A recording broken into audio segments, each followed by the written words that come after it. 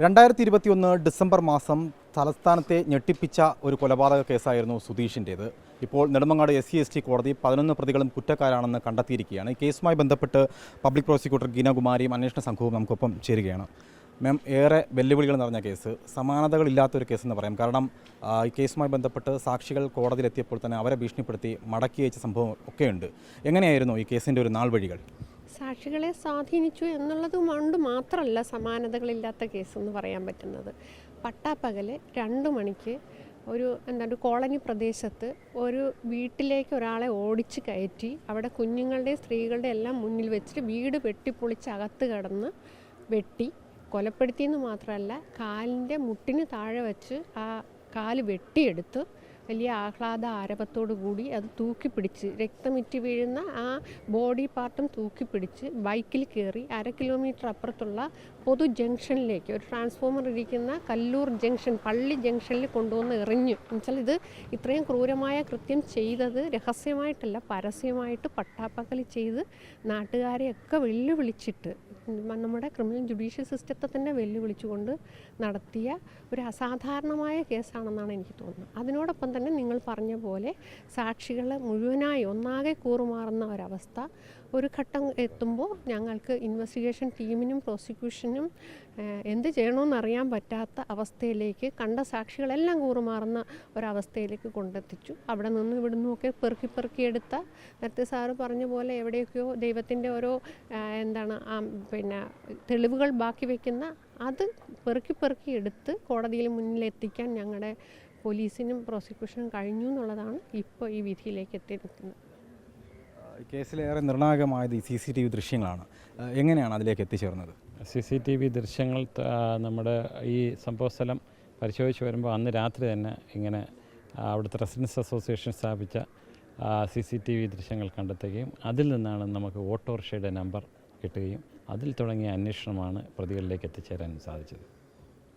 അന്നത്തെ സ്റ്റേഷനുണ്ടായിരുന്ന ചാർജ് കൂടിയായിരുന്നു. എങ്ങനെ നോക്കിക്കാണുന്നു? ഇപ്പോഴും ഭീഷണികളുണ്ടോ?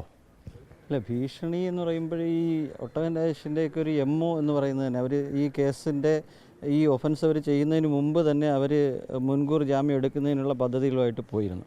പിന്നെ രണ്ടാമത്തൊരു കാര്യം എന്ന് പറഞ്ഞാൽ ഇദ്ദേഹത്തിൻ്റെ ഒരു MO എന്ന്, ഇദ്ദേഹം ഫോൺ യൂസ് ചെയ്യാറില്ല. ഫോൺ യൂസ് ചെയ്യാതിരിക്കുമ്പോൾ ഇദ്ദേഹത്തിനെ കണ്ടെത്തുക എന്ന് പറയുന്നത് പോലീസിനെ സംബന്ധിച്ചൊരു വലിയ തലവേദനയും വെല്ലുവിളിയായിരുന്നു.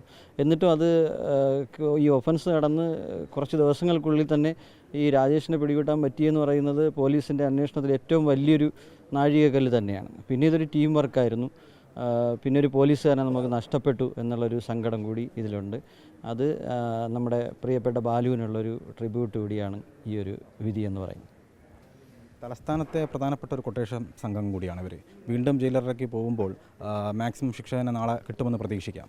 അതെ, തലസ്ഥാനത്തെ റൂറൽ മേഖല, തലസ്ഥാനം മാത്രമല്ല നമ്മുടെ ജില്ലയിലെ ആകെ തന്നെ ഇവരുടെ ക്രിമിനൽ ഹിസ്റ്ററി പരിശോധിച്ചാൽ ചിറയിൻകീഴ്, കഠിനംകുളം, മംഗലപുരം, ആറ്റിങ്ങൽ അല്ലേ, അത്തരം പോലീസ് സ്റ്റേഷനുകളാണ് കൂടുതൽ കേസുള്ളത്. ഒട്ടകൻ രാജേഷിന് പൂജപ്പുരയിൽ കേസുണ്ട്. അങ്ങനെ അപ്പോൾ ഒന്നിലേറെ കൊലപാതകങ്ങൾ നടത്തി, നിരവധിയായിട്ടുള്ള ആംസ് ആക്ട് അടക്കം, കൊലപാതക ശ്രമം അടക്കമുള്ള, അതുപോലെ PDPP അടക്കം, പൊതുമുതൽ നശിക്കൽ അടക്കമുള്ള കേസുകളിൽ പെട്ട് എങ്ങനെയൊക്കെയോ പുറത്തിറങ്ങി നടന്നിരുന്ന ആളുകളെ വീണ്ടും ജയിലറയ്ക്കുള്ളിലേക്കാകുമ്പോൾ തീർച്ചയായും പോലീസിനെ സംബന്ധിച്ചും നാട്ടുകാരെ സംബന്ധിച്ചും സ്വസ്ഥ ജീവിതം ഉറപ്പുവരുത്താൻ പറ്റും എന്നാണ് തോന്നുന്നത്. മാം, ഇതിൽ രാജേഷ് ഒഴികെ ബാക്കി എല്ലാ പ്രതികളും 30 വയസ്സിന് താഴെയുള്ളവരാണ്. മറ്റൊന്ന്, കോടതിയിൽ വന്നപ്പോൾ പോലും അവർക്കൊരു കൂസലില്ല, ഒരു കുറ്റബോധം പോലും, ഒരു റിഗ്രറ്റ് പോലും തോന്നിയില്ല എന്നുള്ളതാണ്. അതിൽ എനിക്ക് തോന്നുന്നു ഷാബുവിനെ അറിയാവുന്നതാണ്. ഷാബുവും എർഷാദുമാണ് എൻ്റെ ഇവർ ഇൻവെസ്റ്റിഗേഷൻ്റെ ഭാഗമായിരുന്നു. വിനോദായാലും സുൽഫിക്കർ സാറാണ് ഈ കേസിൽ അന്തിമ റിപ്പോർട്ട് കൊടുത്തത്. അവരൊക്കെ ചെയ്തത് ഇൻവെസ്റ്റിഗേഷൻ്റെ ഭാഗമായി വലിയ ശ്രമം നടത്തിയിട്ടുണ്ട്. നേരത്തെ വിനോദ് പറഞ്ഞ പോലെ 11/12 നടന്ന ഇൻസിഡൻറ്റിൽ 20-ാം തീയതിയാണ് ഏറ്റവും അവസാനത്തെ പ്രതി രാജേഷിനെ അറസ്റ്റ് ചെയ്യുന്നത് കൊല്ലത്ത് നിന്നും. അപ്പോൾ ആ വിത്തിൻ ടൈം ഒരു നിശ്ചിത സമയത്തിനുള്ളിൽ ഇവരെല്ലാം അറസ്റ്റ് ചെയ്ത് വലിയ കുഴപ്പമില്ലാത്ത ഫൈനൽ ചാർജ് തന്നെ ഈ ടീം ഹാജരാക്കി. എന്നാൽ പ്രോസിക്യൂഷൻ്റെ വെല്ലുവിളികളെല്ലാം അതിൻ്റെ ചൂടും ചൂരും എല്ലാം മനസ്സിലാക്കി കൂടെ നിന്ന ഇവർ 2 പേരായിരുന്നു. അതിൽ നിങ്ങൾ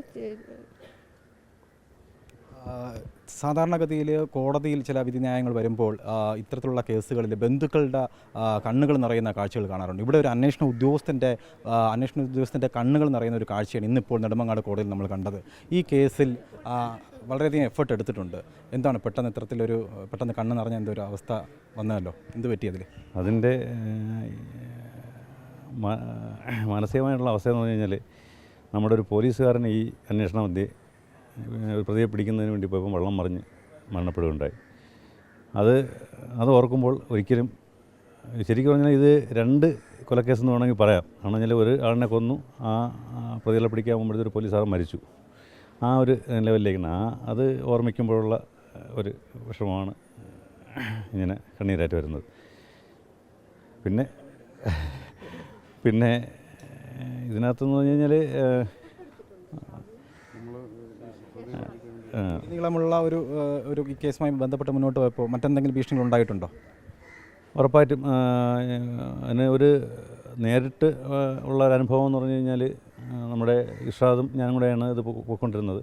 അപ്പോൾ ഇർഷാദ് പിന്നെയുമായിട്ട് പോകുന്ന ദിവസം, അതിൻ്റെ പിറ്റേ ദിവസം നമ്മുടെ 3-ാം പ്രതിയുടെ സാക്ഷി വരുന്ന ദിവസമാണ്. അപ്പോഴത്തേക്ക് ആരാണെന്നറിയില്ല, ഒരാൾ പെട്ടെന്ന് ഓവർടേക്ക് ചെയ്ത് ഇർഷാദിൻ്റെ മുന്നിൽ കയറിയിട്ട് തിരിഞ്ഞിട്ട് പറയുകയാണ്, നാളെ സാക്ഷികളെ കൊണ്ട് ഇങ്ങോട്ട് വന്നോണം, അപ്പോഴാണ് കാണാനെന്ന് പറഞ്ഞിട്ട് ഓടിച്ച് എന്നിട്ട് പറഞ്ഞിട്ട് നമ്മൾ ഇത് കേട്ട് ശരിക്കും പറഞ്ഞാൽ ഇർഷാദ് സ്ട്രക്കായി പോയിട്ട് പിന്നെ ആലോചിക്കുമ്പോഴത്തേക്കാണ് ഇതാണല്ലോ പറഞ്ഞിട്ട് പോകണമെന്ന് പറഞ്ഞ് പിറക്കെ പോകുമ്പോഴത്തേക്കും അയാൾ കോടതി എളുപ്പം നിന്ന് ഓടി മറയുകയാണ് ചെയ്തത്. പിന്നെ എന്തായാലും നമ്മളെ നിയോഗിക്കപ്പെട്ട യൂണിഫോം ഇട്ട നമ്മൾ ഒരു കാരണവശാലും ഇന്ന് പിന്മാറാൻ പാടില്ല എന്നുള്ള ഒരു ധൈര്യം, പിന്നെ നമുക്കൊപ്പം നമ്മുടെ ഉദ്യോഗസ്ഥരും ഗിനാമരി മേഡം ഒക്കെ ഉണ്ട് എന്നുള്ളൊരു ധൈര്യവും തന്നെയാണ് ഇതിന് മുന്നോട്ടുണ്ടായത്. പിന്നെ ഇതിനകത്ത് എടുത്തു പറയേണ്ടതെന്ന് വെച്ചാൽ നമ്മുടെ CI ശ്യാം സാറാണ്. എന്ന് വെച്ചാൽ സാറ് FIR മുതൽ ഇതിൻ്റെ അന്വേഷണം കൈമാറുന്നത് വരെയും സാറ് ഉറക്കമില്ലാതെ ഇതിൻ്റെ പുറകെ നടന്ന് എല്ലാ തെളിവുകളും ശേഖരിക്കുന്നതിനും, നമ്മളൊക്കെ ശരിക്കും പറഞ്ഞാൽ ആ സമയത്തൊക്കെ ടൈപ്പിംഗ് ഭാഗമായിരുന്നു. പിന്നെ നമ്മുടെ ADGP അദ്ദേഹത്തിൻ്റെ ഒരു സ്പെഷ്യൽ ഓർഡർ ഈ കേസിനകത്തുണ്ടായിട്ടുണ്ട്. അന്ന് ഈ കേസ് കൈകാര്യം ചെയ്ത ഒരു ടീമായിട്ട് കോൺസ്റ്റിറ്റ്യൂട്ട് ചെയ്ത് ഞാൻ, ഇർഷാദ്, ശ്യാം സാറ്, സുൽഫിഖർ സാറിനെ അടക്കം ഒരു ടീം, അതെനിക്ക് തോന്നുന്നു ആദ്യത്തെ ഒരു സംഭവമാണെന്ന് തോന്നുന്നു. ഈ 7 പ്രോസിക്യൂഷൻ എൻ്റെ ആദ്യ അവസാനം ഇവർ 4 പേരും ഉണ്ടാവണമെന്നൊരു ഓർഡർ ഉണ്ട്. ആ ഓർഡർ പ്രകാരമാണ് നമുക്ക് ശരിക്കും പറഞ്ഞാൽ ഇതിൻ്റെ പുറകെ മാത്രം നിൽക്കാൻ കഴിഞ്ഞത്. അത് ഇതുമാതിരിയുള്ള കേസുകൾക്ക് ഇങ്ങനെ ഒരു സംവിധാനം ഉണ്ടായാൽ മാത്രമേ ഇതുപോലെ ശിക്ഷകൾ വാങ്ങിച്ചു കൊടുക്കാൻ കഴിയുമെന്നുള്ളതാണ് എൻ്റെ ഒരു എളിയ അഭിപ്രായം. മാമിനെ സംബന്ധിച്ച് ഒരു ടീം വർക്കിൻ്റെ ഒരു വിജയം കൂടിയാണ്. തീർച്ചയായിട്ടും ടീം വർക്കിൻ്റെ അന്വേഷണ ഉദ്യോഗസ്ഥർ അന്വേഷണം കഴിഞ്ഞിട്ട് കളഞ്ഞിട്ട് പോവല്ല ചെയ്തത്. പ്രോസിക്യൂഷൻ്റെ അവസാന നിമിഷം വരെ ഇപ്പോൾ വരെയും കൂടെ നിന്നു എന്നുള്ളതാണ്. ഇവർക്കുണ്ടായിട്ടുള്ള ത്രെട്ട് ചെറുതല്ല. ഇവരിങ്ങനെ വളരെ ലഘുവായി പറയുന്നെങ്കിലും ഷാബു, അതുപോലെ തന്നെ ശ്യാം, ഇർഷാദ് ഒക്കെ തന്നെ ഇന്നൊരു പക്ഷേ വിധി മറിച്ചായിരുന്നെങ്കിൽ ഇതായിരിക്കില്ല എന്നാണ് ഞാൻ പ്രതീക്ഷിച്ചത്. ആ ഒരു തരത്തിലുള്ള, ആർക്കും പറഞ്ഞാൽ മനസ്സിലാവാത്ത തരത്തിലുള്ള ത്രെട്ട് ഉണ്ടായിരുന്ന കേസാണ്. അത് ഒരു പക്ഷേ കൃത്യമായി കോടതി കണ്ടിട്ടുണ്ടാവും എന്ന് തന്നെയാണ് ഞാൻ വിചാരിക്കുന്നത്. ഏറെ വെല്ലുവിളികൾ നിറഞ്ഞ ഒരു കേസായിരുന്നു സുധീഷ് വധക്കേസ്. അതിലിപ്പോൾ ഈ 11 പ്രതികളും കുറ്റക്കാരാണെന്ന് തെളിയിക്കാൻ പ്രോസിക്യൂഷനും അതുപോലെ തന്നെ അന്വേഷണ സംഘത്തിനും സാധിച്ചിട്ടുണ്ട് എന്നുള്ളതാണ് നെടുമങ്ങാട് SC/ST കോടതി പറഞ്ഞിരിക്കുന്നത്. നിലവിൽ ഇനി പ്രതികളുടെ ശിക്ഷാവിധി നാളെയാണ്. വീഡിയോ ജേർണലിസ്റ്റ് ശിവപ്രസാദിനൊപ്പം reporter Arun Solomon, in reporter, Thiruvananthapuram.